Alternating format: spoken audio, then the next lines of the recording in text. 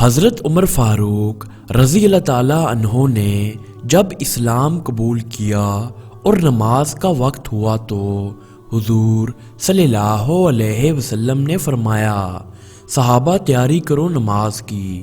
حضرت عمر فاروق رضی اللہ تعالیٰ عنہ نے پوچھا، حضور صلی اللہ علیہ وسلم نماز کہاں پڑھیں گے؟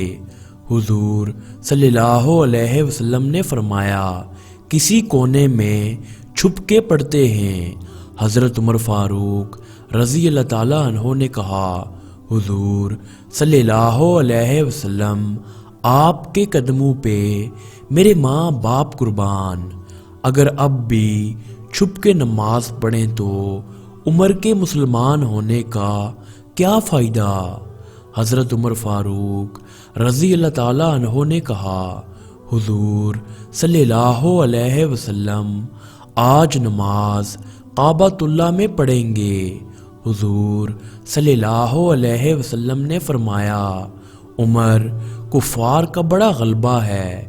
حضرت عمر فاروق رضی اللہ تعالیٰ عنہ گھوڑے پہ سوار ہو کر مکہ کے چوکوں پہ جا کر گلیوں میں جا کر اپنے گھوڑے پہ سوار ہو کر چلتے چلتے یہ اعلان کیا کہ مکے والو آ جاؤ، آج میں کلمہ پڑھ کے محمد مصطفیٰ صلی اللہ علیہ وسلم کا غلام بن کر آیا ہوں۔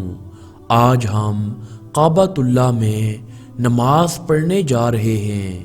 اگر کسی نے اپنی بیویاں بیوہ کروانی ہیں، اگر کسی نے اپنے بچے یتیم کروانے ہوں تو آج عمر کے راستے کو روک کر دکھا دے۔ حضرت عمر فاروق رضی اللہ تعالیٰ عنہ واپس آئے، حضور صلی اللہ علیہ وسلم سے کہا، حضور صلی اللہ علیہ وسلم آپ آگے چلیں، میں آپ کے پیچھے چلتا ہوں، بیت اللہ میں نماز پڑھیں گے۔ میں دیکھتا ہوں کس کافر کی جرأت ہوتی ہے جو ہمارا راستہ روکے۔ باسلامت بیت اللہ کے دروازے پر پہنچے۔ جب بیت اللہ کا دروازہ کھلا تو حضور صلی اللہ علیہ وسلم نے خوشی میں نعرہ تکبیر خود بلند کیا۔ اللہ اکبر کی صدا مکے میں پہلی بار یوں گونجی کہ کفر گر پڑا، بیت اللہ کو بتوں سے پاک کیا اور مسلمانوں نے کھلے عام عبادت کی۔